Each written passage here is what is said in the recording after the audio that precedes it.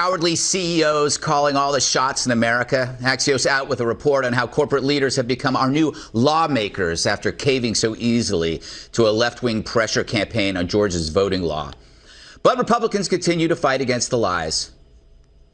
My advice to the corporate CEOs of America is to stay out of politics. It's time for all of these politically correct CEOs to stop slandering Georgia and to stand up to the social justice warriors in their companies that are asking them to engage in these boycotts. I refuse to associate with an organization that is taking political positions when they need to be focusing on baseball. If they want to boycott us, why don't we boycott them? This is the only thing that will teach them a lesson.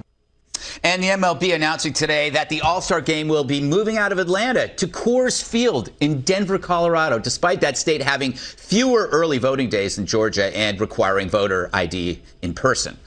President Biden weighing in moments ago. It is reassuring to see that for-profit operations and businesses are speaking up about how these new Jim Crow laws are just antithetical to who we are. I think it's a very tough decision for a corporation to make or a group to make. But I respect them when they make that judgment. It's the best way to deal with this is for Georgia and other states to smarten up. So, Dan, I don't know. That to me was just profoundly pathetic. The fact that he keeps this was a guy that claimed that he was going to unify this country, and yet he refers to these laws as Jim Crow laws, which is a perfect a perfect racist smear right up with the Fine People hoax. How does he think this is helping America? Yeah, he totally disgraced himself. He's in a total embarrassment to the country right now. Jim Crow laws. Explain to me, any liberal out there, anyone. Please explain to me how it is not racist, by the way, to claim that black and minority voters in Atlanta can't figure out what their driver's license number is. Hold on, I'll wait. Little media silence for a moment. You can't, because you're the racist. Not only are you're not a soft bigot, you're actually a hard bigot. Yes, I said it, and I absolutely believe it. If you are claiming that black and Hispanic voters, because you're either really dumb or you are a hardcore racist, cannot figure out on a driver's license what their driver's license number is, I've got news for you. Seriously seek help. You're very unintelligent, or you are a super hardcore therapy-needing racist human being.